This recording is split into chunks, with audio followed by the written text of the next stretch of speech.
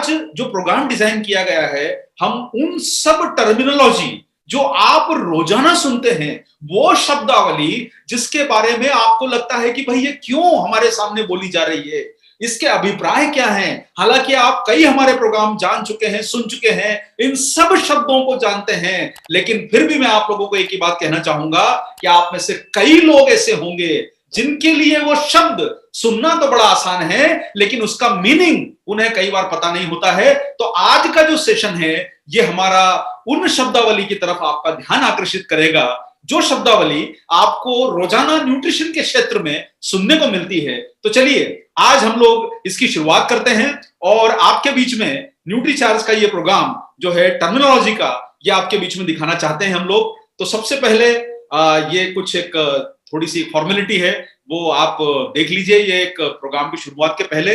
अब इसके बाद में हम लोग आपको शुरुआत करते हैं कंफ्यूजन का सॉल्यूशन। देखिए, कई बार बहुत सारी टर्मिनोलॉजी आपके सामने सुनाई जाती है कि साहब फैट क्या है, विसरल फैट क्या है, प्रोटीन क्या है, कार्बोहाइड्रेट क्या है, और मिनरल्स क्या है, विटामिन्स क्या है, एंटीऑक्सीडेंट क्या है, स्केलेटल मसल क्या है। ये बहुत सारे शब्द जो हम सुनते हैं, हमें ऐसा लगता है कि इनका मीनिंग हमें मालूम होना चाहिए। कई बार कंपनीज के लोग हमें, आरसीएम के बंधु लोग और डायरेक्ट सेलर भाई बहन लोग हमें मैसेज करके बोलते हैं कि सर, सामने वाला कंपनी वाला हमसे पूछता है कि भाई आपने पीडीकास डाला है या नहीं डाला है। सामने वाला कंपनी वाला बोलता है कि सर आपके इसमें माइक्रोन्यूट्रिएंट है या नहीं है। सामने वाला कंपनी वाला हमसे पूछता है कि आपके पास मैक्रोन्यूट्रिएंट है या नहीं है। वो सारे लोग आपको कंफ्यूज करते हैं। ये सब चीजें न्यूट्रीचार्ज ने आपके प्रोडक्ट में डाली हुई है। तो आइए इन शब्दावली का आज हम महत्व समझते हैं और उन शब्दों में जिन्हें आपको लोगों तक पहुंचाना आसान हो, आपको समझना आसान हो। और एक बात मैं हमेशा बारंबार आपके बीच में कहूंगा कि प्रोग्राम का जो उद्देश्य है वो ये होना चाहिए कि मुझे कितना आता है उससे मतलब नहीं, आपने कितना समझा वो हमारी सफलता है, वही हमारी आगे बढ़ने की संभावना है। तो समझना आपको है, हमें समझाना है, और इसी के साथ साथ में यह समझ को डेवलप करके अपने बिजनेस और अपने इनकम के दायरे को बढ़ाना है। और हमें ये कंफ्यूजन का सॉल्यूशन चाहिए आज के प्रोग्राम में। तो चलिए आज हम जो है न्यूट्रीचार्ज और न्यूट्रिशन से रिलेटेड कुछ की टर्मिनोलॉजी यानी शब्दावली को हम थोड़ा सा समझने की कोशिश करेंगे। आप इन्हें थोड़ा सा दिमाग में रखिए। अगर कहीं पर इसे दिमाग के डायरी में नोट कर सकते हैं तो अच्छा है, फिजिकल डायरी में नोट कर सकते हैं तो और भी अच्छा है, नहीं तो आप लोग सुन के समझते जाइए। तो की टर्म्स को हम लोग सबसे पहले समझेंगे। बहुत सारे लोग सबसे पहले, बहुत आसान है, आपको लगेगा सर ये क्यों समझा रहे हैं, ये तो हम रोज जानते हैं। लेकिन भाई कई बार हम जो चीजें रोज जानते हैं वही तो हमें कंफ्यूज करती है। हमें मालूम है कि आपको मालूम होगा, आपने समझा है इतना सब कुछ, लेकिन मेडिसिन और न्यूट्रिशन, इन दोनों का फर्क आपको समझना जरूरी है। मेडिसिन क्या है और न्यूट्रिशन क्या है, ये दोनों फर्क आप समझें। दवाएं क्या है, मेडिसिन क्या होती हैं। मेडिसिन का जो मुख्य उद्देश्य होता है वो इलाज करना, ट्रीट करना, क्योर करना, रोग मुक्त करना। यानी कि अगर किसी को किसी गंभीर रोग का लक्षण है तो वो दवाओं के माध्यम से उसे ट्रीट किया जाए, उसका इलाज किया जाए। उसे बुखार बहुत तेजी आ रहा है, उसे उतारा जाए। बहुत दिनों से कोई परेशानी है, दर्द है, उसका ट्रीटमेंट किया जाए, उसका क्योर किया जाए, उसे आराम दिलाया जाए उस तकलीफ से। ये दवाओं का उद्देश्य होता है। और साथ में कुछ ऐसे वैक्सीनेशन बनाना जिसके माध्यम से वो बीमारियां जड़ से खत्म हो जाए। उदाहरण के तौर पर पोलियो की ड्रॉप जो है वो एक तरह का वैक्सीनेशन का मतलब इंजेक्शन नहीं होता है, ड्रॉप भी जो है वो दी गई ताकि वो पोलियो को जड़ से खत्म किया जाए। और इसके पीछे बहुत सारे डॉक्टर्स, साइंटिस्ट, इनकी जो है ताकत लगी होती है जो आपके बीच में मेडिसिन को लाते हैं। मेडिसिन दरअसल एक केमिकल ड्रग होती है, एक तरह का जो है वो उसका इफेक्ट जो है वो आप लोगों को कुछ समय नजर आता है और उसके बाद में वो कई बार आपको ठीक भी करते हैं। और कई बार जो है आपने देखा होगा कि कुछ लोगों को मेडिसिन के दुष्प्रभाव भी होते हैं। लेकिन यहां ये बताना उद्देश्य नहीं है कि मेडिसिन का क्षेत्र कोई कमजोर है, ये बहुत बड़ा क्षेत्र है और वहां पर डॉक्टर्स जैसे ज्ञानी लोग, साइंटिस्ट जैसे ज्ञानी लोग इस फील्ड में कार्यरत हैं और वो आपकी सेहत के लिए बेहतर काम कर रहे हैं। लेकिन उनका रोल देखिए साहब, एक चीज समझिए, एक मैकेनिक का रोल जो है वो गाड़ी खराब होने के बाद आता है। आपकी गाड़ी खराब हो गई, आप गैरेज में लेके जाएंगे, तभी मैकेनिक का रोल आता है। और आप हमेशा सोचते हैं कि मुझे मेरी गाड़ी मैकेनिक के पास गैरेज में ले जाना ना पड़े, मेरी गाड़ी मेंटेन होके चले। तो वही चीज हम लोग अपने शरीर के साथ भी सोचें कि कहीं ना कहीं हमारी जो शरीर है वो फिट रहे, उसको किसी दवा की जरूरत ना पड़े, उसे किसी इलाज की जरूरत ना पड़े। तो जो मेडिसिन की फील्ड है वो बीमारी के बाद शुरू होती है। दिल का रोग हो गया तो मेडिसिन होगी, ब्लड प्रेशर हो गया तो मेडिसिन होगी, कैंसर हो गया तो मेडिसिन होगी। वो आप वो दायरा पार कर चुके हैं, यानी आपने वो लिमिट को क्रॉस कर दिया जब मेडिसिन की जरूरत होती है।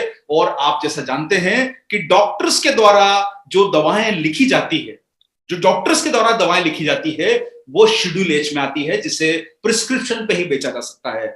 सामान्यतः मेडिकल स्टोर वाला आपको डॉक्टर के पर्चे के बिना दवाएं नहीं दे सकता, उसे शेड्यूल एच कहा जाता है। और ऐसा करना गलत है। अगर वो बिना डॉक्टर की सलाह के आपको दवाइयां दे रहा है तो शेड्यूल एच ड्रग जो डॉक्टर्स के पर्चे में बिकते हैं, इन्हें दवाएं कहा जाता है। उसके साथ साथ में अगला जो होता है वो होती है ओटीसी। ओटीसी का मतलब होता है ओवर द काउंटर। पहली है शेड्यूल एच, प्रिस्क्रिप्शन बिकने वाली दवाएं। सेकंड नंबर की होती है ओटीसी। ओटीसी का मतलब होता है over the counter. Over the counter मतलब आपने दुकान पे गए केमिस्ट की, उसको बोला यार मुझे थोड़ी सी खांसी हो रही है, हल्का सा जुकाम हो रहा है, हल्का सा बुखार आ रहा है, सिर में दर्द हो रहा है, पेट में दर्द हो रहा है, थोड़ी सी कुछ जरा जरा सिर का जो है वो भारी दर्द हो रहा है, जोड़ों में दर्द हो रहा है। तो आपको वो थोड़ी दिन के लिए जो है वो ओवर द काउंटर जो होते हैं मलहम दे देता है, सायरप दे देता है, उन्हें ओवर द काउंटर कहा जाता है। एक होता है प्रिस्क्रिप्शन, एक होता है ओवर द काउंटर। ये दो क्षेत्र हैं मेडिसिन के क्षेत्र में, और इनमें कई तरह की विधाएं, कई तरह के बीच में डिफरेंस आते हैं। तो ये चूंकि हमारा सब्जेक्ट नहीं है तो इस पर हम बहुत ज्यादा बात नहीं करेंगे। हम आगे बढ़ते हैं न्यूट्रिशन की तरफ। देखिए, एक फील्ड है दवाएं, एक फील्ड है मेडिसिन सॉरी, और एक फील्ड है न्यूट्रिशन। हमारा जो सब्जेक्ट है, हमारी जो विधा है, हमारी जो एक्सपर्टाइज है वो न्यूट्रिशन पे है। तो हमें इस विषय में बात करनी है कि न्यूट्रिशन क्या है। न्यूट्रिशन दरअसल एक पूरी प्रोसेस है। पूरी प्रोसेस का मतलब होता है कि आप जो खाते हैं उसको आपका जो सिस्टम है, डाइजेस्टिव सिस्टम, उसको पचाता है, और उस पचाने के बाद में उसमें से वो चीजों को एब्जॉर्ब करता है जो उसके फायदे की होती है। ये आप लोगों ने हमारे कई प्रोग्रामों में सुना होगा कि डाइजेशन इंपॉर्टेंट है, लेकिन उससे महत्वपूर्ण जो चीज है वो है एब्जॉर्प्शन, यानी पोषक तत्वों को शरीर आपका ग्रहण करे। ऐसा ना हो कि आपके शरीर को वो चीजें लगे ना। तीसरी जो चीज होती है एब्जॉर्प्शन के बाद, जो चौथी चीज होती है ट्रांसपोर्ट। ट्रांसपोर्ट करने का मतलब शरीर के उन अंगों तक पहुंचाना उन चीजों को जहां पर उनकी जरूरत है। जैसे ब्रेन को मान लीजिए कि ऊर्जा की जरूरत है, या आपके ऊतकों को, सेल्स को प्रोटीन की जरूरत है, आपकी मसल्स को प्रोटीन की जरूरत है, तो उसका ट्रांसपोर्ट वहां तक करना ये न्यूट्रिशन की एक फील्ड में आता है। उसके साथ में असिमिलेशन का मतलब होता है उसको उस सिस्टम में घोलना, मतलब उस सिस्टम में एब्जॉर्ब करवाना, घुलवाना, और उसके बाद जो आपके शरीर का जो वेस्ट प्रोडक्ट है उसको शरीर से बाहर निकालना। ये न्यूट्रिशन की एक पूरी प्रक्रिया है। ये अगर प्रक्रिया कंप्लीट नहीं होती तो आपका न्यूट्रिशन अधूरा माना जाएगा, कंप्लीट नहीं माना जाएगा। इंजेक्शन मतलब खाना, इंजेक्शन नहीं, इंजेक्शन है। इंजेक्शन मतलब खाना, डाइजेशन मतलब पचाना, एब्जॉर्प्शन करना यानी उसको पोषक तत्वों को एब्जॉर्ब ग्रहण करवाना, उसके बाद ट्रांसपोर्ट मतलब उसको उस जगह तक पहुंचाना जिसके लिए प्रोडक्ट बना हुआ है। जैसे ब्रेन के लिए कोई प्रोडक्ट बना है तो वहां तक पहुंचाना, ये न्यूट्रिशन फील्ड का या आपके सिस्टम का काम है। और साथ साथ में असिमिलेशन यानी उन्हें मिलाना, और एक्सक्रीशन मतलब आपके शरीर से जो खराब चीजें हैं उनको बाहर निकालना, यूरिन के माध्यम से, स्टूल के माध्यम से वो शरीर के बाहर आपके निकल जाती है। अब न्यूट्रिशन के फील्ड में आपने एक फील्ड समझी दवाएं, एक होती है ओटीसी, एक दवाएं, एक तीसरी जो फील्ड है वो है न्यूट्रिशन। न्यूट्रिशन में सप्लीमेंट। अब सप्लीमेंट का रोल यहां पर क्यों आता है, आप लोग सारे लोग अभी तक हमारे कई प्रोग्राम जो है सुन चुके हैं। तो सप्लीमेंट का मतलब ये होता है कि ये वो पूरक आहार हैं। जैसे आपने देखा होगा कि हमारी डाइट जो है वो संपूर्ण नहीं है, कई कारणों से हमारा वो न्यूट्रिशन जो है वो पूरा नहीं हो पाता है, उसका कोशेंट पूरा नहीं हो पाता है। तो सप्लीमेंट्स जो है वो हमारे न्यूट्रिशन को सपोर्ट करते हैं पूरा करने में, ताकि आपकी जो गैप्स रह गई हैं, जो न्यूट्रिशन की कमियां रह गई है, उनको आसानी से पूरा किया जा सके। ये काम है आपके न्यूट्रिशन सप्लीमेंट्स का। तो सप्लीमेंट का रोल तब आता है जब आपका भोजन आपको पर्याप्त न्यूट्रिशन नहीं दे पाता, वहां पर आपको सप्लीमेंट का रोल जरूरत समझ में आती है। अब आगे बढ़ते हैं। सर, सप्लीमेंट दवाएं नहीं है, इन्हें भोजन का विकल्प भी नहीं मानना चाहिए। आप सप्लीमेंट के माध्यम से किसी चीज का इलाज नहीं कर सकते। सप्लीमेंट के माध्यम से आप बीमारियों को टाल सकते हैं, बच सकते हैं, इम्यूनिटी बढ़ा सकते हैं, बेहतर जीवन की तरफ आगे बढ़ सकते हैं, लेकिन उनके द्वारा ट्रीटमेंट नहीं है, ये इलाज नहीं है, दवाएं नहीं है, और न ही भोजन का विकल्प है। हम आप लोगों को बारंबार और हमारे पेट पे भी सलाह देते हैं कि हो सके तो वेरिड डाइट खाइए, बहुत सारे फ्रूट्स खाइए, बहुत सारे फल खाइए, बहुत सारे एक्सरसाइज कीजिए, तो आपका जीवन सही चलेगा। कार्बोहाइड्रेट भी अच्छे लीजिए, ये सब हम आपको समझाते हैं। लेकिन भोजन का विकल्प चूंकि आपके सामने इतना अपॉर्चुनिटी नहीं है कि इतनी चीजें समय पे खाई जा सके, इसलिए सप्लीमेंट का रोल बढ़ते जा रहा है, और पूरे देश में, पूरे विदेश में सप्लीमेंट्स के बारे में लोगों की जागरूकता बढ़ रही है अपने आप को बेहतर बनाने के लिए। तो साथियों, आपके लिए मौका है कि आप इस फील्ड में बेहतर काम कर सकें। अब एक और बात आती है, देखिए, आपके घर में कभी कोई फंक्शन होता है तो आप एक लिस्ट बनाते हैं कि साहब ये लोग तो मेरे घर में जरूर आना चाहिए, या आप उन चीजों की घर में लिस्ट बनाते हैं कि ये घर के लिए बहुत बेसिक जरूरत है, यानी ये इसेंशियल हैं, इनके बिना काम घर का नहीं चलेगा, वो हमारे लिए जरूरी होते हैं। आप गैर जरूरी चीजों को हटा देते हैं। तो आपको यह जानना जरूरी है कि न्यूट्रिएंट कौन से जो है वो आवश्यक हैं। तो आइए जानते हैं कौन से न्यूट्रिएंट आपके लिए आवश्यक हैं। आवश्यक न्यूट्रिएंट को हम यहां समझेंगे। शरीर के लिए, देखिए, शरीर को बहुत सारे न्यूट्रिएंट की जरूरत पड़ती है, और हम आपको यही बताना चाहते हैं कि आपके शरीर में कोई सिस्टम नहीं लगा है कि जो अंदर उनका निर्माण करे। आपके शरीर को जो पोषण है वो भोजन से मिलता है, यानी आप जो खाएंगे उसी से न्यूट्रिशन मिलेगा। आपका शरीर अंदर कोई मैन्युफैक्चरिंग इकाई नहीं है कि ऑटोमेटिक अंदर कुछ बन रहा है, ऑटोमेटिक अंदर कुछ हो रहा है, ऐसा आपका सिस्टम नहीं है। आपका शरीर जो है वो भोजन के माध्यम से, जो आप खाते हैं उसके माध्यम से ही पोषण को लेता है। और आवश्यक न्यूट्रिएंट वही न्यूट्रिएंट है जो बहुत कम मात्रा में बनते हैं या शरीर बना नहीं पाता है। इनका रोल क्या है सर? आवश्यक न्यूट्रिएंट का रोल बहुत ज्यादा है। ये आपको ऊर्जा देते हैं, आपके बॉडी का मरम्मत करते हैं, टिश्यूज का मेंटेनेंस करते हैं, मसल्स को बनाते हैं, बिल्डिंग ब्लॉक्स हैं, हार्मोन्स, एंजाइम्स, जो भी आपके सिस्टम हैं उसको काम करने के लिए आपको न्यूट्रिएंट की जरूरत होती है, जो जरूरी है आपके शरीर के लिए। आगे बढ़ते हैं साथियों। अब हम यहां पर देखेंगे कि न्यूट्रिएंट में दो तरह के न्यूट्रिएंट होते हैं। आपको मैंने बताया कि सबसे पहले समझना जरूरी है कि आपके शरीर के लिए आवश्यक क्या है। आवश्यक न्यूट्रिएंट जो होते हैं उनको आप समझ लीजिए।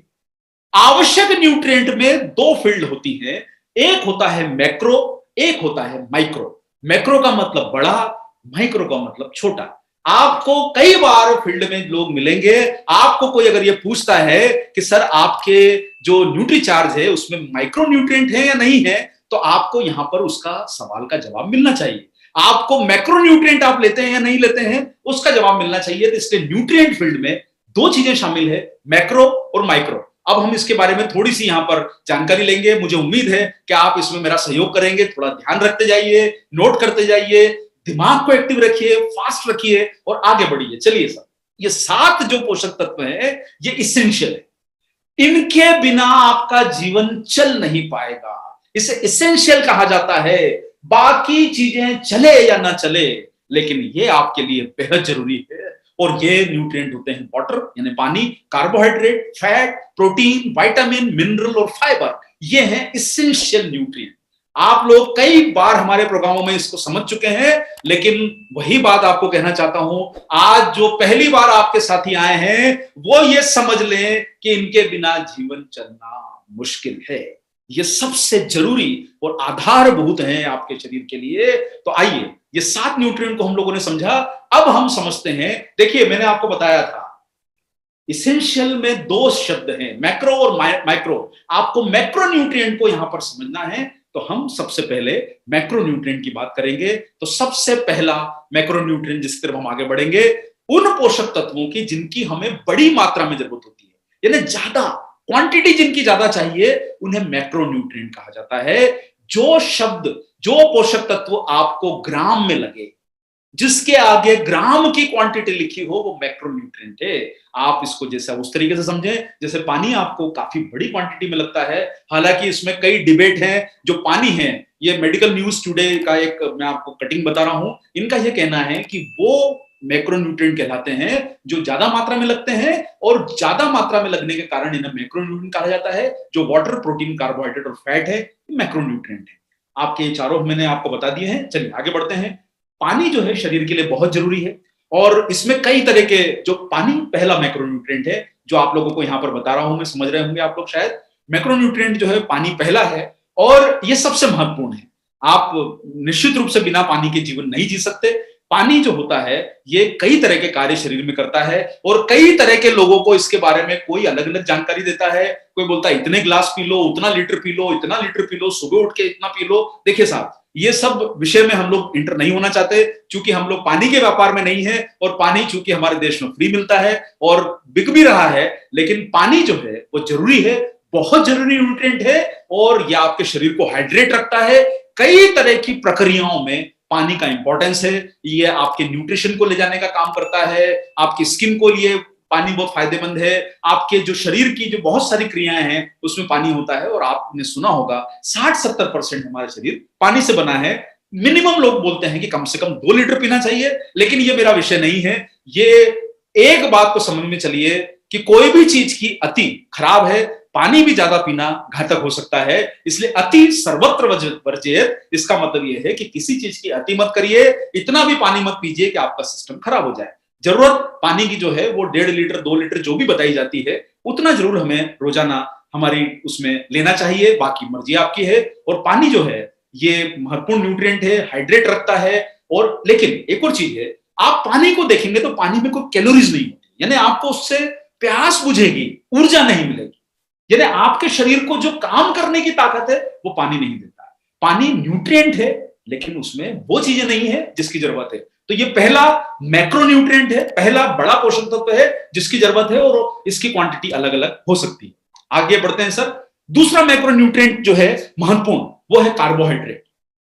आपने इस शब्द को सुना होगा, और कार्बोहाइड्रेट का मतलब होता है कि वो चीजें जिनसे हमें ऊर्जा मिलती है। आप लोगों के, हम सामान्य भाषा में बात करें, जो हमारे यहाँ पर ये आपको जो बहुत सारे पिक्चर दिखाई दे रहे हैं, आपको लगेगा कि ये कार्बोहाइड्रेट तो हम खाते नहीं है, लेकिन मेरा उद्देश्य चित्र दिखाने का ये नहीं है। कार्बोहाइड्रेट का मतलब होता है, आप रोटी खाते हैं वो भी कार्बोहाइड्रेट है, फलों से भी कार्बोहाइड्रेट आपको मिलता है, समोसे से कार्बोहाइड्रेट मिलता है, आप मीठा खाते हैं उससे कार्बोहाइड्रेट मिलता है, अनाज से कार्बोहाइड्रेट मिलता है। ये सब चीजों में कार्बोहाइड्रेट होता है जिससे आपको ऊर्जा मिलती है।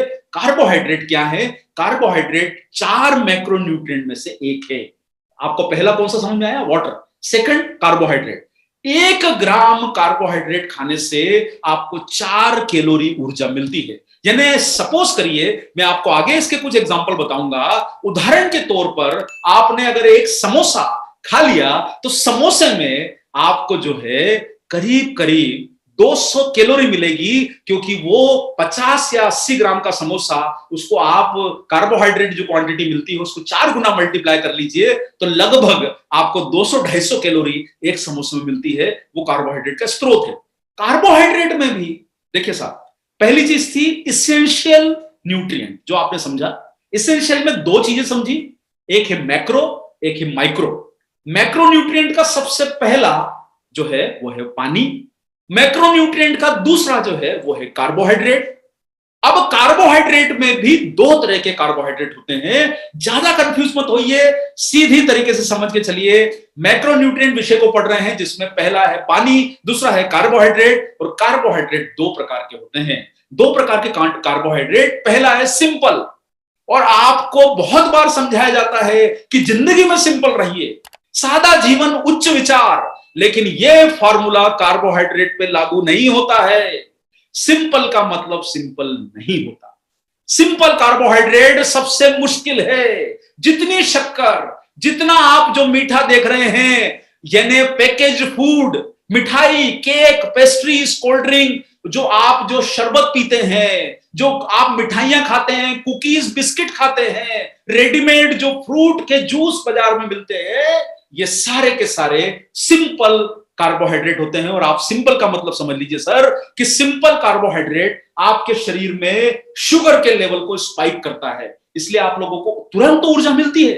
यानी आप ये खाएंगे तो आपको तुरंत एनर्जी मिलेगी। आपने शरबत पी लिया, तुरंत एनर्जी मिली, मिठाई खा ली, तुरंत एनर्जी मिली, केक खा लिया, तुरंत एनर्जी मिली, लेकिन ये आपके शरीर के शुगर लेवल को डिस्टर्ब कर सकते हैं। और जितना आपकी डाइट में सिंपल कार्बोहाइड्रेट रहेगा, आपकी लाइफ उतनी ही कॉम्प्लिकेटेड होती जाएगी। जिस तरीके से एक वाहन खराब सड़क पे चलते हुए, बार बार ऊपर नीचे रोड पे चलते हुए उसके शॉक एब्जॉर्बर, उसका इंजन खराब हो जाता है, उसी तरीके से शुगर लेवल आपका डिस्टर्ब होगा। आपका शरीर का सिस्टम ये शुगर के जो ऊपर नीचे जो दचके लगते हैं, जो स्पाइक होता है, उससे आपका शरीर खराब हो सकता है। इसलिए जितना प्रयास करें सिंपल कार्बोहाइड्रेट से सुरक्षित दूरी बना के चले। ध्यान रखें, सिंपल कार्बोहाइड्रेट कॉम्प्लिकेटेड है, मुश्किल है, इसलिए जिंदगी में सिंपल रहिए, कार्बोहाइड्रेट में जो है कॉम्प्लिकेटेड रहिए। तो सर ये शब्दावली है, इसे ध्यान रखिए, क्योंकि उस समय था, एक कहा जाता था, मैं मजाक में लोगों को कहता हूं, एक समय था लोग बोलते थे कि भाई नेगेटिव व्यक्ति से दूर रहो, नेगेटिव व्यक्ति से दूर रहो। और आज जो समय आ गया है वो ये कह रहा है कि पॉजिटिव व्यक्ति से दूर रहो।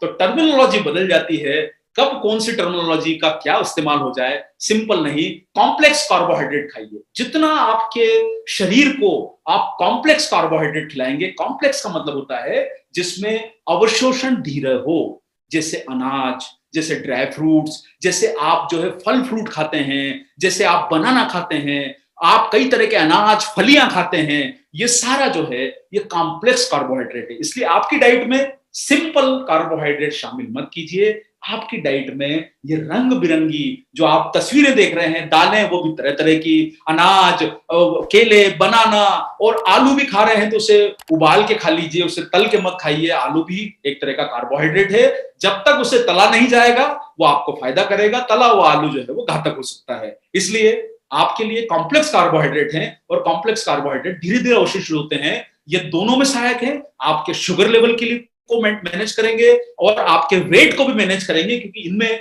जो शुगर लेवल बढ़ता है वो तेजी से नहीं बढ़ता है, कैलोरीज जो होती है वो नियमित होती है और तेजी से आपके शरीर को ये ऊर्जा देंगे। लेकिन अवशोषण इसका धीरे धीरे होता है, समय लगेगा, लेकिन फायदा आपको ज्यादा होगा। तो सर ये आपको मैंने एग्जांपल थोड़ी देर पहले बताया था कि एक समोसे में आप देखिए कितनी कैलोरी होती है। लगभग वजन के हिसाब से समोसे अलग अलग साइज के हो सकते हैं, ये डिबेट में नहीं जाएंगे, क्योंकि कोई बोलेगा अरे साहब एक समोसे में इतनी कैलोरी नहीं होती है। लेकिन आप समझिए कि एक औसत साइज है, कहीं बड़ा कहीं छोटा, एक एप्पल बड़ा छोटा जो भी होता है। लेकिन आप यहाँ देखेंगे कि एक ही समोसे में या 100 ग्राम समोसे में 250 कैलोरी मिलती है, और वही 100 ग्राम एप्पल में आपको 50, 55, 60 कैलोरी मिल सकती है, 80 कैलोरी मिल सकती है सेवफल के साइज पे। आप सोचिए वजन दोनों का बराबर है, लेकिन ऊर्जा समोसे में ज्यादा मिलेगी, लेकिन नुकसान वाली ऊर्जा मिलेगी। आपको फायदे वाली ऊर्जा लेनी है।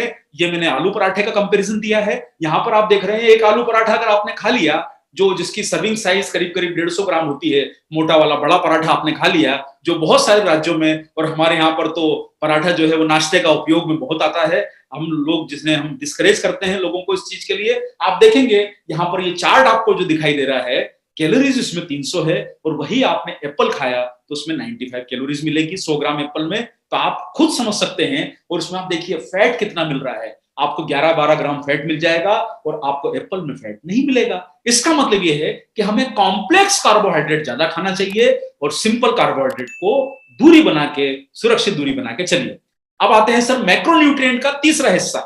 मुझे लगता है आप लोगों को समझ में आ गई होगी बात। मैक्रो में हम लोग अभी तक पहला न्यूट्रिएंट पढ़ा वाटर, दूसरा हमने पढ़ा कार्बोहाइड्रेट, और तीसरा न्यूट्रिएंट है प्रोटीन। तीसरा न्यूट्रिएंट जो होता है मैक्रोन्यूट्रिएंट, वो होता है प्रोटीन। और आप ये सामने जो चित्र देख रहे हैं, ये मैक्रोन्यूट्रिएंट प्रोटीन के सोर्स हैं। आप पनीर से प्रोटीन मिलता है, दूध से प्रोटीन मिलता है, सोया से प्रोटीन मिलता है, पीस से प्रोटीन मिलता है, मक्खन से, आप माफ कीजिएगा, चीज से प्रोटीन मिलता है, बादाम से प्रोटीन मिलता है, ये सारा जो है दालों से प्रोटीन मिलता है। ये सारे जो है सोर्स हैं प्रोटीन के। अलग अलग जो है प्रोटीन आपको मिल सकता है, लेकिन आप समझ के चलिए कि बेहतर प्रोटीन कौन सा होगा, उसके बारे में हम लोग चर्चा करेंगे। प्रोटीन क्या है? एक मैक्रोन्यूट्रिएंट है, तीसरे नंबर का प्रोटीन मैक्रोन्यूट्रिएंट है, जिसकी आपके शरीर को बेहद जरूरत लगती है। आगे बढ़ते हैं। हर जीवित कोशिकाओं में आपके शरीर में प्रोटीन होता है। ये मसल्स बनाने का काम करता है, हड्डियां बनाने का काम करता है, आपकी स्किन बनाने का काम करता है, आपके सुंदर सुंदर जो बाल नजर आते हैं वो प्रोटीन बनाता है, आपके नाखून प्रोटीन बनाता है, आपके शरीर को ऊर्जा, एनर्जी, ताकत, इम्यूनिटी, सब कुछ अगर कोई देता है तो वो प्रोटीन है। बिना प्रोटीन के जीवन नहीं चल सकता, इसलिए ये आपके शरीर का सबसे महत्वपूर्ण पोषक तत्व है प्रोटीन, और इसकी कमी देश में बहुत ज्यादा है। क्योंकि ये टॉपिक ऑलरेडी आपके बीच में कवर किया गया है, इसलिए हम इस विषय पे ज्यादा बात नहीं करेंगे टेक्निकल पॉइंट पे, लेकिन मुझे लगता है कि आपको समझ में आ गया होगा कि प्रोटीन हमारे लिए कितना जरूरी है। आगे बढ़ते हैं सर, इस बारे में हम लोग समझेंगे। एक वयस्क जो एडल्ट होता है, यानी हम औसत मात्रा मान रहे हैं, एक वयस्क जो एक महिला या पुरुष होते हैं उनके लिए रोजाना 1 ग्राम प्रोटीन बॉडी वेट के हिसाब से माना जाता है, जो उन्हें रोज लेना चाहिए। आप ये सामने जो चार्ट देख रहे हैं, मैं थोड़ा सा यहाँ पर अपनी स्क्रीन को सेट कर देता हूं। आप ये जो चार्ट देख रहे हैं, ये आईसीएमआर गाइडलाइन का चार्ट है, और ये दिखा रहा है कि एक सीडेंट्री लाइफस्टाइल, यानी जो पुरुष, सीडेंट्री का मतलब होता है कि जो सामान्य काम करते हैं, जैसे बैंक में जाते हैं, ऑफिसेस में जाते हैं, कॉलेजेस में जाते हैं, जिन्हें बहुत दौड़भाग नहीं करना होती है, यानी जिन्हें कार्य जो है बैठ के करना होता है, पोस्ट ऑफिस में है, बैंक्स में है, कई तरह के कॉर्पोरेट सेक्टर्स में है, जो दिन भर बैठ के काम करते हैं, उन्हें दिन भर का ये जो आईसीएमआर की गाइडलाइन है वो ये कहती है कि आपको 2300 कैलोरी पुराना है जो नया गाइडलाइन है, और आपको प्रोटीन जो है वो 60 ग्राम रोजाना लेना जरूरी है। आप महिलाओं का देखेंगे तो महिलाओं को भी उन्होंने 55-60 ग्राम की गाइडलाइन बताई है। प्रेगनेंसी में ये मात्रा बदल जाती है, ये आप सामने प्रोटीन की जरूरत को देख रहे हैं। ये चार्ट को आप आराम से देख लीजिए और समझ लीजिए कि क्यों महिलाओं को प्रेगनेंसी के समय प्रोटीन की जरूरत ज्यादा होती है। इसलिए हमेशा जो आपके प्रश्न आते हैं कि आप प्रोटीन, हम प्रोडाइट, न्यूट्रीचार्ज कोको प्रोडाइट क्या महिलाओं को प्रेगनेंसी में दे सकते हैं? अरे भाई सामने देखिए कि आपको आईसीएमआर ही कह रहा है कि जब महिला प्रेग्नेंट होगी तो सामान्य महिला को 55-60 ग्राम प्रोटीन चाहिए, प्रेगनेंसी के समय उनकी जरूरत 78 ग्राम हो जाती है। तो ज्यादा चाहिए क्योंकि एक जीव एक्स्ट्रा उनके शरीर में पल रहा है, प्रोटीन की रिक्वायरमेंट ज्यादा है और कई पोषक तत्वों की रिक्वायरमेंट ज्यादा हो जाती है। तो आपने प्रोटीन को समझा सर। आगे बढ़ते हैं। कई प्रकार के खाद्य पदार्थों में पाया जाता है प्रोटीन। दूध से बने पदार्थों में प्रोटीन होता है, और आप अलग अलग यहाँ पर कुछ लेवल देख रहे हैं। इसमें आप देखेंगे कि प्रोटीन जो है अलग अलग, आपको जैसे बादाम में आपको प्रोटीन मिलेगा 21 ग्राम, 100 ग्राम में आपको कार्बोहाइड्रेट उसमें मात्र 10 ग्राम मिलेंगे।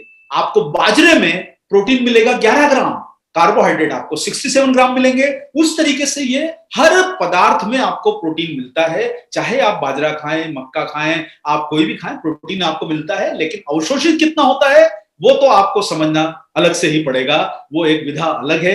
आप बादाम खाएंगे, लेकिन बादाम में आप तीसरा कॉलम देखेंगे, जो चित्र आप देख पा रहे हैं सामने, फैट आपको लगभग 58 ग्राम मिलेगा। यानी आप 100 ग्राम बादाम खा लेंगे तो आपको प्रोटीन तो मिलेगा लगभग 21 ग्राम, लेकिन आपको गिफ्ट में, तोहफे में 60 ग्राम फैट भी मिलेगा। इसलिए कहा जाता है कि बादाम भी उतनी ही खाइए जितना शरीर को फैट का डिपॉजिट नहीं होना, तो बादाम में भी फैट होता है, ये ध्यान रखिएगा।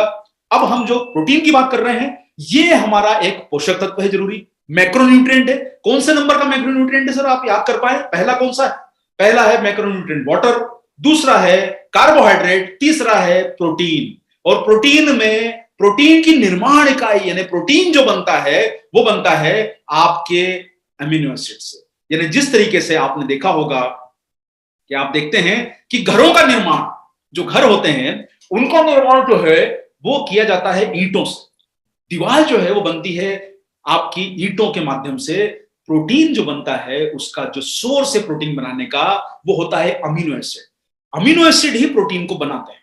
आपको ये समझ में आ गया होगा। अमीनो एसिड भी दो तरह के होते हैं, एक होते हैं एसेंशियल, एक होते हैं नॉन एसेंशियल। एसेंशियल का मतलब है कि आपके शरीर में उनका निर्माण नहीं होता और आपका शरीर उम्मीद करता है कि उन्हें आप कहीं से लाके देंगे, और आपके शरीर को लाने का तरीका सिर्फ यही है कि जो एसेंशियल अमीनो एसिड होते हैं वो उन्हीं जो प्रोटीन के सोर्स में मिलते हैं जिसका पीडीकास 1 होता है। आप उससे कोई कमजोर प्रोटीन खा रहे हैं तो आपको एसेंशियल अमीनो एसिड नहीं मिलेंगे। आइए देखते हैं कि कौन से एसेंशियल अमीनो एसिड होते हैं और कौन से नॉन एसेंशियल अमीनो एसिड होते हैं। आप सामने देखिए, यहां पर आपको नॉन एसेंशियल, एसेंशियल दोनों दिखाए जा रहे हैं। आगे और हम समझते हैं एसेंशियल अमीनो एसिड जो शरीर से उत्पादित नहीं होते हैं, जिन्हें हमें बाहरी आहार से ही लेना पड़ता है, और नॉन एसेंशियल का मतलब होता है जिनको शरीर अंदर ही उत्पाद कर देता है। आप जो खाते हैं उससे ही, उसमें वो अंदर जो सोर्स है, शरीर के अंदर के निर्माण की जो फैक्ट्री है, वो कुछ चीजें तो बनाती है सर। देखो शरीर ऐसा है नहीं है कि कुछ नहीं बनाएगा, नॉन एसेंशियल अमीनो एसिड आपके शरीर के भीतर ही बने हुए रहते हैं। ये लिस्ट आप सामने देख रहे हैं, ये 9 एसेंशियल अमीनो एसिड है, histidine, isoleucine, leucine, methionine, phenylalanine, threonine, tryptophan, valine, lysine.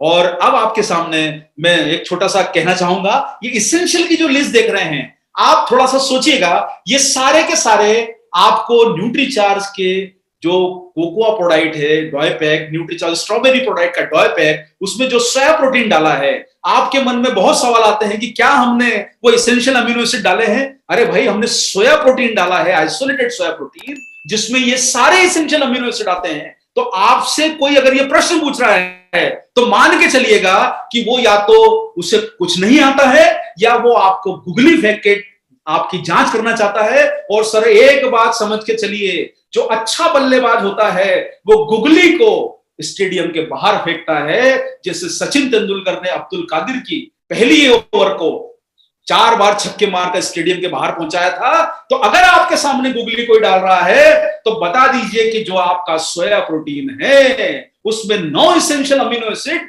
डले हुए हैं।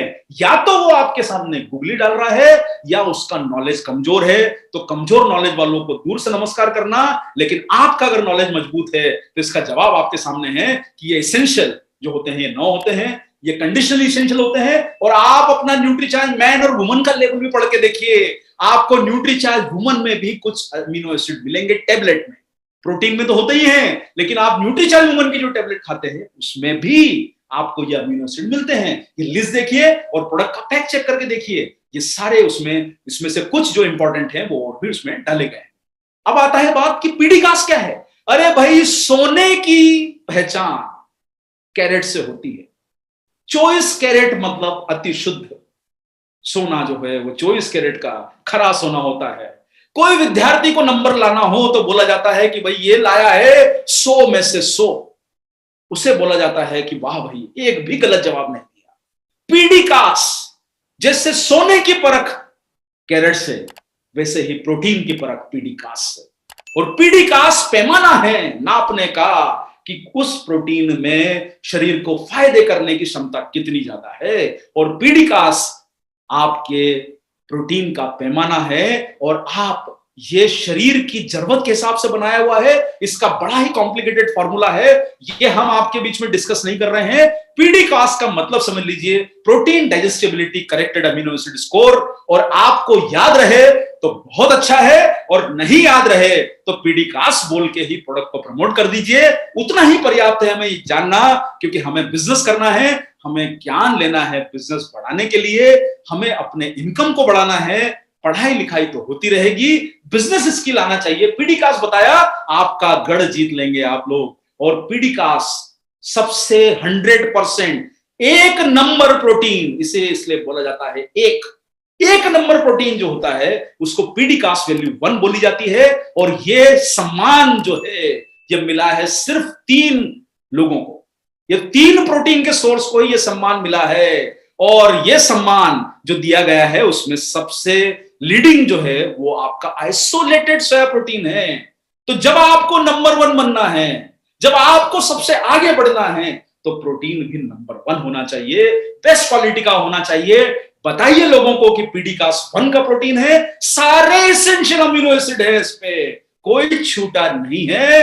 आपको लोग पूछेंगे कि भाई आपका प्रोटीन पीडीकास 1 है या नहीं है, इस पैक पे लिखा है क्यों नहीं लिखा है, एसेंशियल अमीनो एसिड है या नहीं है। उनको बोलना, भाई जब सोया प्रोटीन डला है तो सब कुछ हो गया, उसमें कंफ्यूजन कैसा, उसमें जवाब कैसा। 24 कैरेट के सोने को कोई परख सकता है, और प्रोटीन जो है आपका जो है वो 24 कैरेट का सोना है। आपको नंबर 1 बनाने के लिए, देश में लोगों को अच्छा और सेहतमंद बनाने के लिए प्रोटीन बढ़िया किस्म का डाला गया है, अमेरिका से आयातित किया गया है। अब आत्मनिर्भर बनने हैं, निश्चित रूप से आने वाला समय होगा कि जब हम अपने देश में भी, और आप लोग दुआ कीजिए हम लोग भी कभी आगे बढ़े, जैसे डीएचए को हमने भारत में पहली बार लेके आए वेजिटेरियन सोर्स में, आप लोगों की दुआएं रहेगी तो किसी दिन हम लोग अमेरिका पे निर्भर है।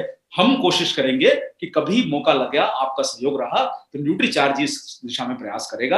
आगे बढ़ते हैं सर, आप देखेंगे मिल्क प्रोटीन जो है ये तीनों को सम्मान है। पी प्रोटीन जो होता है वो बड़ा कमजोर होता है, उससे कम ग्रेड का है। ओट्स और व्हीट में प्रोटीन की मात्रा कम होती है। इसलिए आप समझ के चलिए सर, लेबल को पढ़िए ध्यान से, जिसमें सोया प्रोटीन सबसे पहले लिखा है वही काम का है।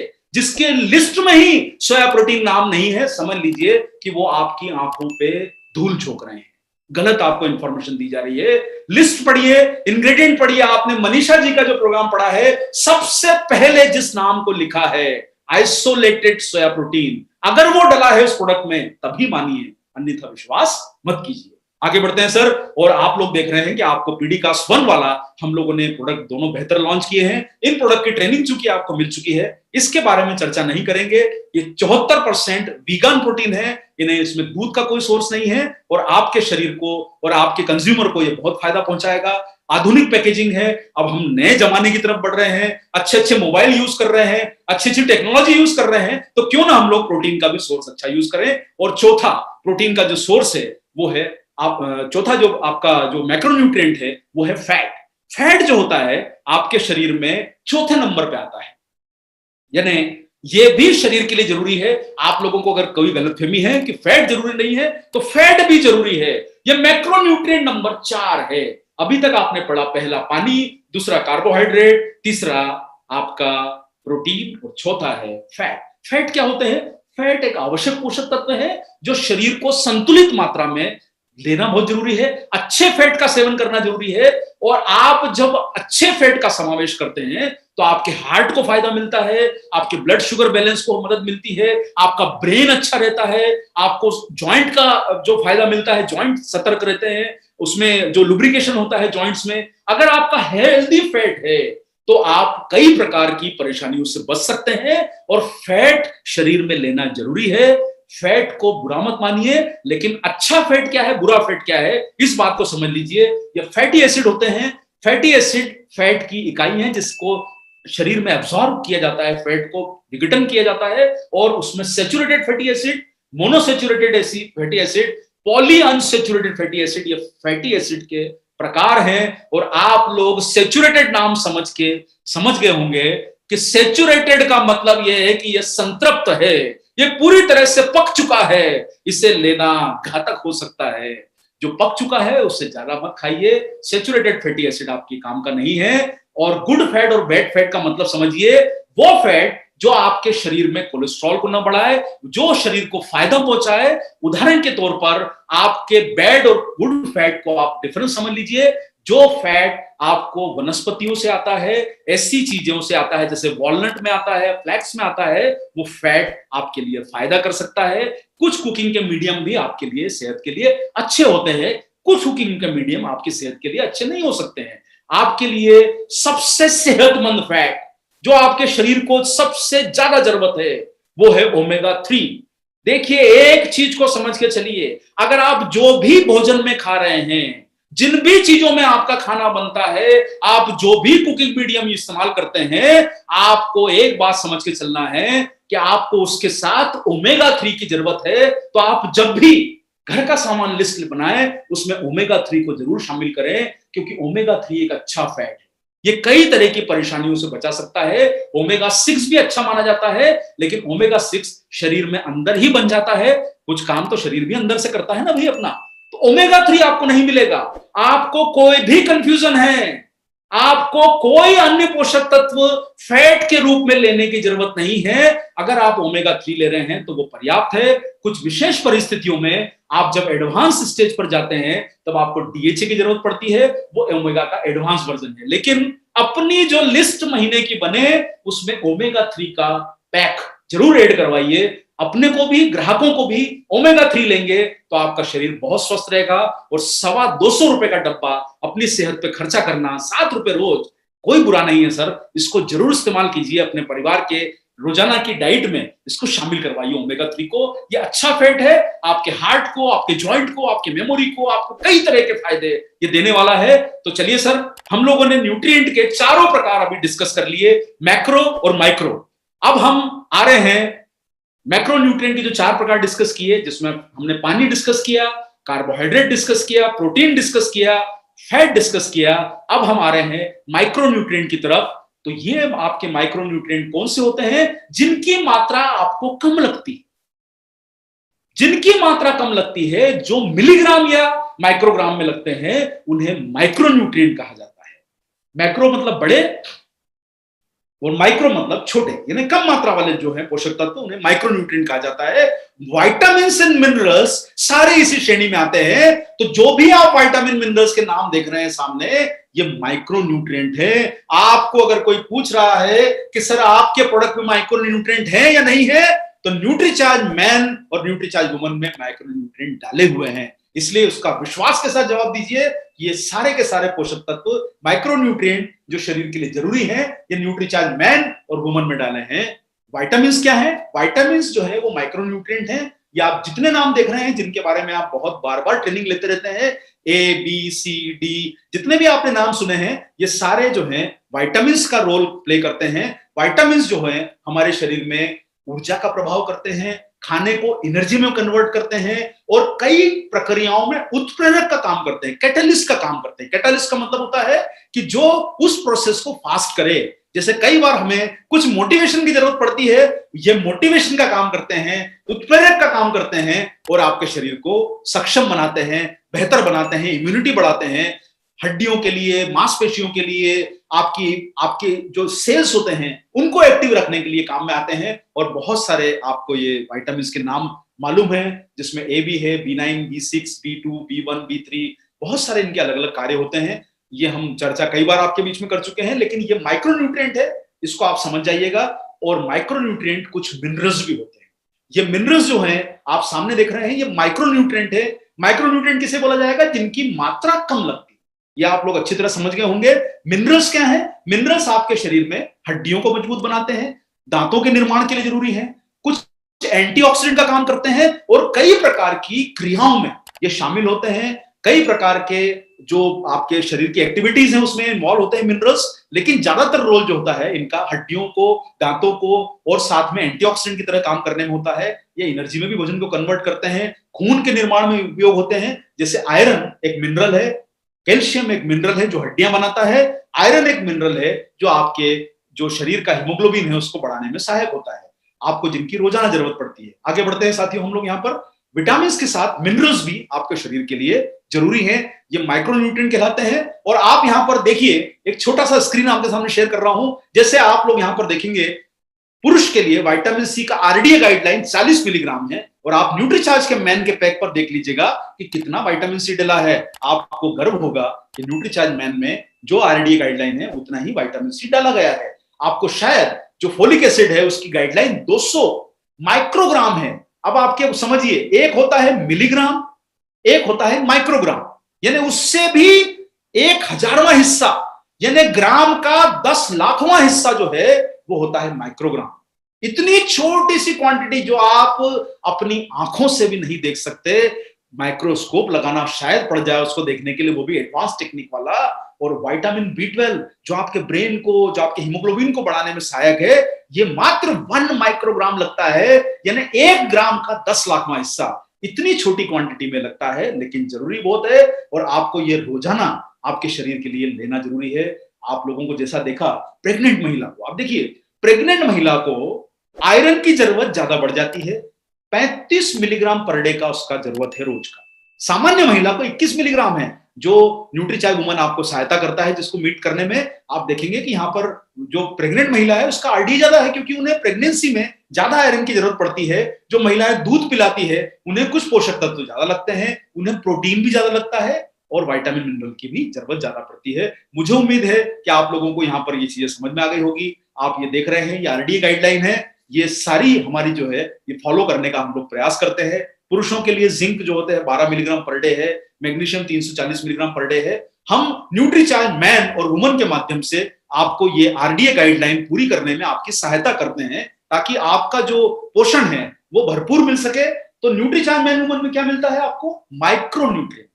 न्यूट्रीचार्ज प्रोडाइट में क्या मिलता है? मैक्रोन्यूट्रिएंट। उसमें फाइबर भी है और उसमें महत्वपूर्ण जो मैक्रोन्यूट्रिएंट है वो है प्रोटीन। तो आपको ये दोनों से आपके मैक्रो और माइक्रो की जरूरत पूरी होती है। और आप लोग प्रोटीन को भी समझ गए होंगे कि इसेंशियल क्या है, नॉन इसेंशियल क्या है, पीडीकास क्या है। ये सारी आपको जानकारियां मुझे लगता है अच्छे से समझ में आ गई होगी। कोशिश करें, इनको समझें और अपने ज्ञान से अपने बिजनेस और अपनी तरक्की में आगे बढ़ें। अब एक और शब्द यहां पर हम समझना चाहेंगे। आप लोग बार बार जो शब्द समझते हैं, मेटाबॉलिज्म क्या है, मतलब मेटाबॉलिज्म जो आप वर्ड समझते हैं कि भाई बार बार आपसे को पूछता है कि भाई मेटाबॉलिक एक्टिविटी, मेटाबॉलिज्म क्या है। मेटाबॉलिज्म का मतलब होता है कि आपका शरीर जो भोजन खाता है उसको आपका शरीर एनर्जी में जब कन्वर्ट करता है, इस पूरी प्रोसेस को मोटे रूप से मेटाबॉलिज्म कहा जाता है। ये इसकी एक ब्रॉड डेफिनेशन है। डेफिनेशन साइंटिफिक बहुत बड़ी हो सकती है, समझने के लिए आप जो भोजन से ऊर्जा में कन्वर्ट करता है यह आपका मेटाबॉलिज्म कहलाता है। फिर इस ऊर्जा का उपयोग शरीर कई तरह के कामों में करता है। जैसे मैं अभी बोल रहा हूं तो मुझे ऊर्जा लग रही है, मैं हाथ का मूवमेंट कर रहा हूं तो मुझे ऊर्जा लग रही है, और मैं अगर प्रेशर बना रहा हूं और अगर मान लीजिए मैंने कुछ देखने की कोशिश करी इधर उधर तो मुझे एक्टिविटी के लिए ऊर्जा लग रही है। तो ये सब चीजें जो है वो आपको सांस लेने के लिए ऊर्जा की जरूरत है, ये आपको समझना है। एक और शब्द समझिए, बीएमआर। बीएमआर का मतलब क्या होता है? देखिए, मेटाबॉलिज्म समझा, यानी भोजन जो खाया उसको ऊर्जा में जो शरीर कन्वर्ट कर रहा है उस प्रोसेस को मेटाबॉलिज्म बोलते हैं। आपको समझ में आ गया सर ये चीज? मैक्रोन्यूट्रिएंट समझ में आया, माइक्रोन्यूट्रिएंट समझ में आया, पीडीकास समझ में आया, आपको इसेंशियल नॉन इसेंशियल का फर्क समझ में आया, आपको मेडिसिन और न्यूट्रिशन का मतलब समझ में आया। मुझे उम्मीद है कि ये टर्म आपको थोड़ी आसान जरूर लगेगी। धीरे धीरे समझिए, समझ जाएंगे और समझ के निश्चित रूप से आप आगे बढ़ेंगे लाइफ में। बीएमआर को समझिए। बीएमआर का मतलब होता है, इसको बिल्कुल ऐसा समझिए, आप कभी अपनी गाड़ी को स्टार्ट कीजिए और गाड़ी को स्टार्ट करे बिना उसको थोड़ी देर के लिए छोड़ दीजिए। क्या गाड़ी का पेट्रोल खर्चा नहीं होता है? जब आपकी गाड़ी खड़ी रहती है और उसे आप आगे नहीं चला रहे हैं तो भी उसका पेट्रोल जो है वो खर्च हो रहा है या डीजल खर्च हो रहा है। इसका मतलब वो कोई ना कोई ऊर्जा का सोर्स उसके इंजन को चाहिए। बीएमआर वो इकाई है जब आपका शरीर आराम करता रहता है, जब आप साधारण काम करते हैं, तब आपको जितनी ऊर्जा की जरूरत पड़ती है उसे बेसल मेटाबॉलिक रेट बोला जाता है। उसे कुछ लोग रेस्टिंग मेटाबॉलिज्म भी बोलते हैं। ये दोनों एक क्या बोलते हैं उसे, ये पर्यायवाची शब्द है, मतलब जो है सिनोनिम है। ये एक दूसरे के पर्यायवाची शब्द हैं। आराम कर रहे हैं, आप नॉर्मल हैं, सो रहे हैं तब भी ऊर्जा लगेगी, क्योंकि सो रहे हैं तो आपका इंजन तो चालू है, आपका हार्ट तो पंप कर रहा है, सांस तो चल रही है। इस सब के लिए आपको ऊर्जा की जरूरत पड़ती है, उसे कहा जाता है बीएमआर, बेसल मेटाबॉलिक रेट या फिर रेस्टिंग मेटाबॉलिज्म। और ये रेस्टिंग मेटाबॉलिज्म जो है आपका, जो आप नाम सुन रहे हैं यहाँ पर, हृदय को पंप करना, आपके भोजन को पाचन करना, सबके लिए ऊर्जा की जरूरत होती है। एक हेल्दी वयस्क का मतलब, हेल्दी वयस्क में पुरुष महिला, पुरुष और महिला का थोड़ा सा डिफरेंस कहीं पर आपको नजर आ सकता है, लेकिन 2000 कैलोरी मुख्य रूप से आपको रोजाना आपके शरीर को सिर्फ चलाने के लिए चाहिए। बेसल मेटाबॉलिक रेट आपका जो है वो लगभग 2000 है। आप मेहनत कश काम करेंगे तो आपका बीएमआर बढ़ जाएगा, यानी आपकी कैलोरी रिक्वायरमेंट बढ़ जाएगी। आप जब कोई पहाड़ पे चढ़ते हैं, साइकिल चलाते हैं, कोई मेहनत कश काम करते हैं, आप कोई साफ सफाई का काम करते हैं, दौड़ते हैं, भागते हैं, तो आप 2000 कैलोरी में जिंदा नहीं रह पाएंगे। आपको वो एक्टिविटी रेशो और आपकी कई चीजों को जोड़ के आपकी कैलोरी रिक्वायरमेंट निकालती जाती है। और आपने देखा होगा कई एथलीट लोग 4-4 हजार कैलोरीज भी खाते हैं। आप सामान्य अपनी जीवन को मानिए जहां पर हमें 2000 कैलोरी की जरूरत पड़ती है। और कैलोरीज क्या है? ये ऊर्जा का माप है।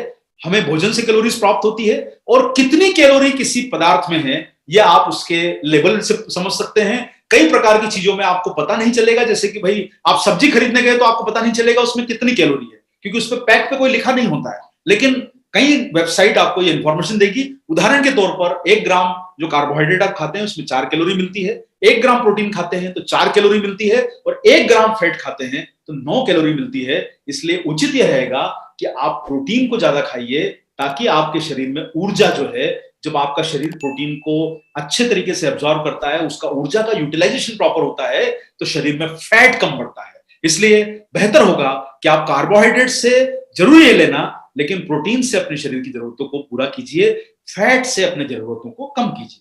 और आप देखिए सामने एक, जैसे उदाहरण के तौर पर आप यहां देख रहे हैं कि ये चॉकलेट जो है, अगर आप 100 ग्राम चॉकलेट खाएंगे तो आपको 500 कैलोरी मिल सकती है, जो अच्छी वाली चॉकलेट होती है। और वहीं आपने 100 ग्राम फ्रूट खाया तो मात्र आपको 100 कैलोरी मिलेगी, 80 कैलोरी मिलेगी।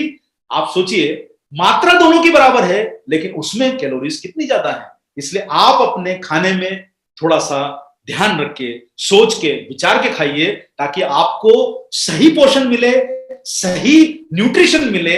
सिर्फ कैलोरी खाना हमारा उद्देश्य नहीं है, पेट भरना हमारा उद्देश्य नहीं है। आगे बढ़ते हैं सर हम लोग थोड़ा सा।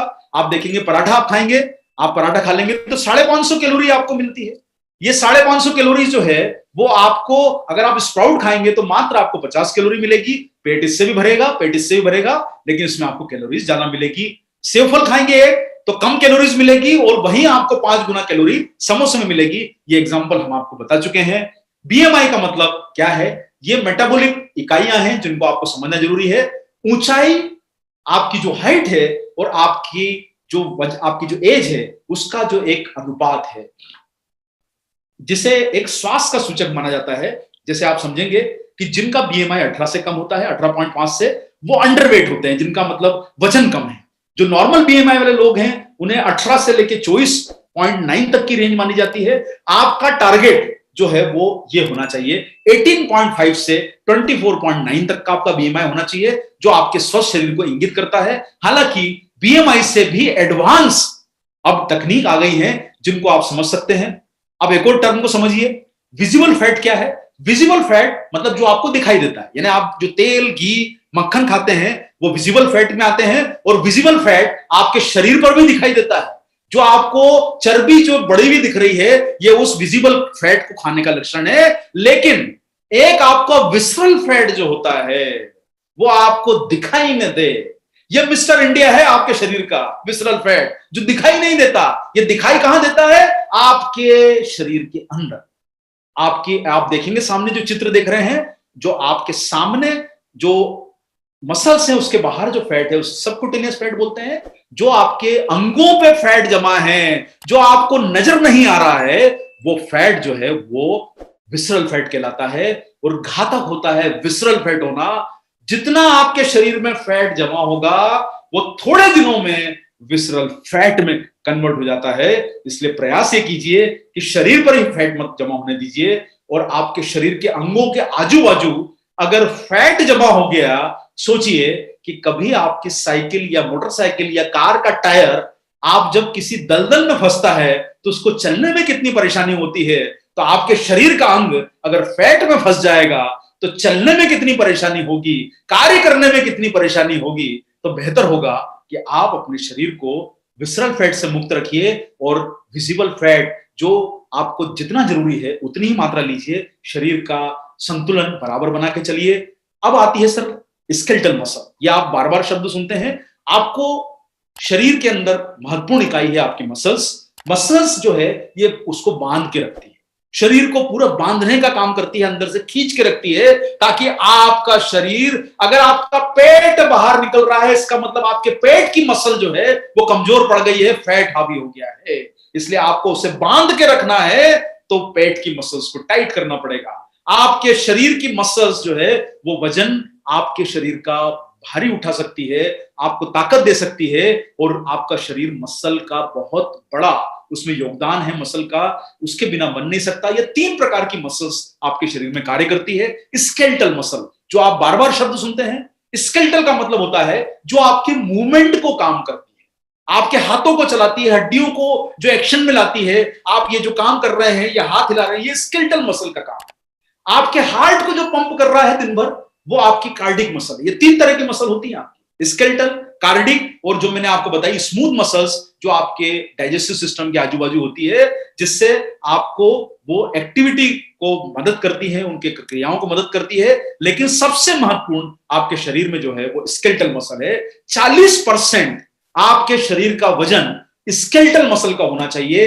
अगर इससे कम आपकी स्केलेटल मसल है तो आपका शरीर कमजोर पड़ जाएगा। इसलिए बेहतर होगा कि आप स्केलेटल मसल को बना के रखें। अगर आपको लंबा जीवन जीना है, स्वस्थ जीवन जीना है, अपने परिवार को खुशहाल देखना है, स्वयं को खुशहाल देखना है, शरीर में पावर लानी है, तो स्केलेटल मसल को मजबूत बनाइए। और उसका रेशो कम से कम आपके शरीर में महिलाओं में 35-36% से ऊपर और पुरुषों में 45%, यानी आपके वेट का 40% प्लस एवरेज, मतलब दोनों का एवरेज निकाल के बोल रहा हूं मैं, इतना तो आपका वजन स्केलेटल मसल का होना चाहिए। अगर उससे कम है इसका मतलब आपकी मसल कमजोर है और आपको तुरंत प्रोटीन की जरूरत है। आप लगातार प्रोटीन लेंगे तभी आपको फायदा होगा। और आप ये देख रहे हैं कि न्यूट्रीचार्ज प्रोडाइट और न्यूट्रीचार्ज कोको प्रोडाइट में आपको प्रोटीन से जो स्केलेटल मसल है उसको डेवलप करने में मदद मिलेगी, आपको बेहतर बनाने में मदद मिलेगी। और न्यूट्रीचार्ज मैन वुमन से आपके माइक्रोन्यूट्रिएंट पूरे होंगे, तो रोजाना अपने शरीर को मजबूत बनाने के लिए, सारे पोषक तत्व लेने के लिए जो मुझे आपको बताए गए हैं मेरे द्वारा, और वो सारे आपको लेने के लिए आपको ये फॉर्मूला एडॉप्ट करना जरूरी है। तो बेहतर होगा कि सर आप लोग अपने शरीर को स्वस्थ रखने के लिए और साथ साथ में बेहतर जिंदगी जीने के लिए आप लोग ये सारे के सारे मैक्रो और माइक्रो न्यूट्रिएंट का इस्तेमाल करें। आपके डाइट में पानी भी होना चाहिए, कार्बोहाइड्रेट भी होना चाहिए, फैट भी होना चाहिए, अच्छा वाला फैट होना चाहिए। और भूलिए मत, और कोई पोषक तत्व ले ना लें, लेकिन ओमेगा 3 जरूर अपने उस लिस्ट में शामिल करिए जो आप पीयूसी के पास लेके जाते हैं, उसमें ओमेगा शामिल कीजिए। और कुछ लेंगे चलेगा, नहीं लेंगे चलेगा, लेकिन ओमेगा 3 को जरूर उसमें इंक्लूड कीजिए। साथ में आप बेहतर शरीर को बनाने के लिए, अपने मैक्रो और माइक्रो न्यूट्रिएंट को पूरा करने के लिए न्यूट्रीचार्ज मैन वुमन लीजिए और साथ में प्रोडाइट लीजिए। और ये विश्वास करके चलिए, ये साइंस में विश्वास करके चलिए कि इन्हीं पोषक तत्वों की आपको ज्यादा जरूरत है, और यही जरूरत आपको लोगों तक बतानी है, लोगों तक पहुंचाना है, इन प्रोडक्ट को समझाना है कि अपनी सेहत के लिए इनका इस्तेमाल करें, लंबा जीवन जिए, लंबी आयु को प्राप्त करें। इस प्रयास में हमको शामिल होना है।